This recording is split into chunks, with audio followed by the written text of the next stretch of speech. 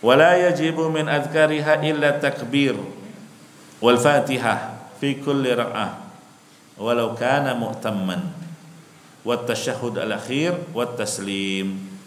Nah, tadi soal gerakan. Adapun bacaannya yang rukun itu kata beliau takbiratul ihram, ucapan Allahu Akbar. Takbiratul ihram itu ucapan takbir ya, bukan mengangkat tangan di awal salat. Itu bukan takbiratul ihram. Kalau ngangkat tangannya itu sunnah. Iya. Jadi kalau ada orang mengawali salat, yang penting sudah mengucapkan Allahu Akbar, walaupun dia langsung sedekap, sah salatnya. Iya. Walaupun yang afdal mengangkat kedua tangan. Gitu ya. Tapi supaya dipahami, yang dimaksud rukun takbiratul ihram adalah mengucapkan Allahu Akbarnya. Wal Fatihah. Yang kedua membaca Al-Fatihah, ini juga rukun. Ya, cuma masalahnya kalau lagi sholat berjamaah nih, gitu ya, apakah makmum juga baca Al-Fatihah atau tidak? Gitu kan?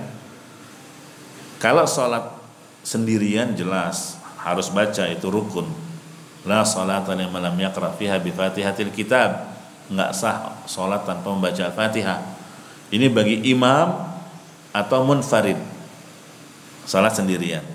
Nah sekarang kalau berjamaah dan sebagai makmum, kalau sholatnya sirriyah seperti zuhur dan asar, maka makmum juga baca sendiri ya, baca. Nggak cukup mewakili. Katanya kalau sudah berjamaah, bacaan makmum tuh diwakilin sama imam. Iya, enak betul kalau gitu ya. Kita tinggal bengong aja mikirin gitu lagi sholat. Ada ide apa nih, mau meeting lanjutan gitu ya. Kenapa nggak baca? Oh saya bermakmum, bacaan makmum itu udah diwakili sama imam. Itu nggak ada ya, nggak ada hadisnya. Ya, ada hadis man kana lahu imam faqiratul imamu lahu qiraah.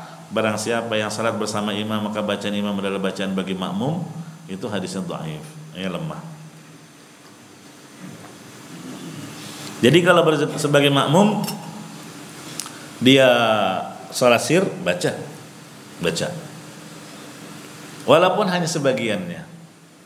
Misalnya baru baca 3 ayat, imamnya ruku, ya sudah ikuti ruku, dan Anda sudah mendapatkan Al-Fatihah walaupun sebagiannya, gitu ya. Nah, kemudian kalau sholat jahriyah gimana? Maghrib, Isya, subuh, Jumat, Id, ini kan taraweh ya. Apakah makmum juga ikut membaca? Ya. Nah, ini yang ada silang pendapat di kalangan ulama. Ada 2 pendapat. Pendapat yang pertama mengatakan makmum juga baca.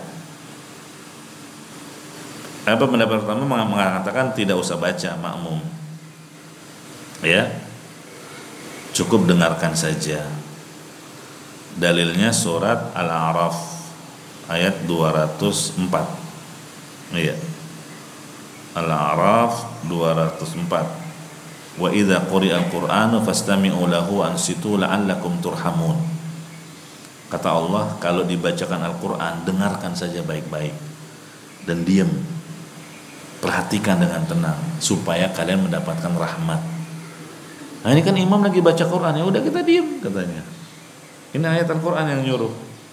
Dan juga berdasarkan hadis dari Abu Musa Al-Asy'ari radhiyallahu anhu, wa idza qara'a fa'ansitu. Kalau imam membaca suatu surat, fa'ansitu, kalian dengarkan. Ini hadis riwayat Muslim. Dan sebuah athar dari Atha bin Yasar bahwa dia bertanya kepada Zaid bin Thabit tentang bacaan bersama imam bagaimana? Maka kata Zaid bin Thabit, la qira'ata ma'al imami fi syai'. Tidak ada bacaan apapun ketika imam sedang membaca satu surat.